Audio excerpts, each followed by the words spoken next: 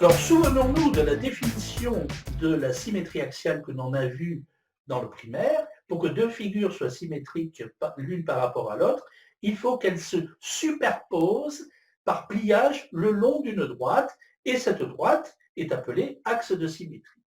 Voyons maintenant précisément comment on obtient le symétrique d'un point par rapport à une droite.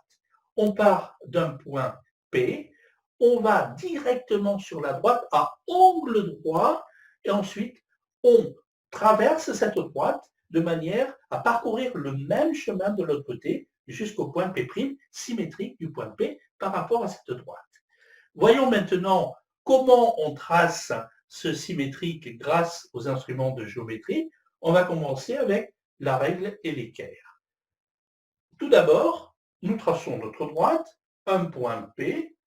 Ensuite, avec l'équerre, on va faire glisser l'équerre le long de la droite jusqu'au point P. Ensuite, on trace un segment jusqu'à la droite. On enlève l'équerre et on marque bien notre angle droit. Ensuite, on va utiliser la règle pour mesurer la même distance de part et d'autre à la droite. Et ensuite, on obtient ainsi le point P' symétrique du point P par rapport à cette droite. Il y a une autre façon de faire avec un compas. Le principe est simple. Vous prenez la pointe du compas sur le point P, vous tracez un tiret sur la droite. Vous faites la même chose de l'autre côté. Ensuite, vous déplacez le compas de manière à ce que la pointe aille sur l'intersection d'un des tirets avec la droite et vous tracez un autre tiret de l'autre côté de la droite et vous faites la même chose de l'autre côté. Au croisement, vous allez obtenir le point P'. Vous pouvez vérifier après coup que vous avez bien le segment P' qui joint les deux points symétriques, qui est bien perpendiculaire à la droite. Ensuite, vous vérifiez également que les deux points sont bien à égale distance de part et d'autre de la droite.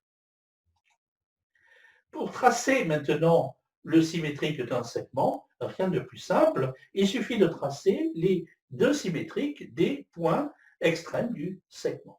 Alors, lorsque un segment est d'un côté de la droite, il n'y a pas de problème, on voit clairement le symétrique. C'est plus compliqué lorsque le segment croise la droite. À ce moment-là, vous voyez que les deux segments symétriques s'entrecroisent. Vous observerez qu'à ce moment-là, le point d'intersection du segment et de son symétrique se trouve sur la droite. Médiatrice d'un segment, définition, la médiatrice d'un segment est la perpendiculaire au segment qui passe par son milieu. Comment trace-t-on la médiatrice à la règle et au compas? On commence par un segment, bon, ici je l'ai appelé PP'. Ensuite, on utilise le compas, la pointe du compas sur un des points, on trace un tiret d'un côté.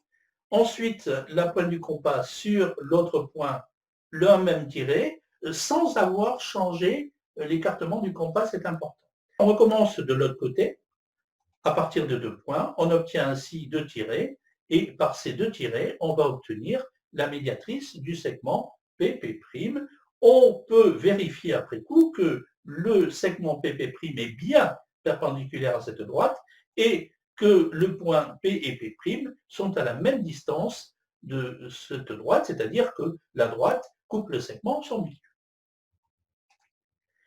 Une propriété très intéressante de la médiatrice, qu'on pourrait considérer d'ailleurs comme une définition, à savoir que la médiatrice est l'ensemble des points qui sont équidistants des deux extrémités du segment. Autrement dit, tous les points de la médiatrice sont à même distance des extrémités du segment.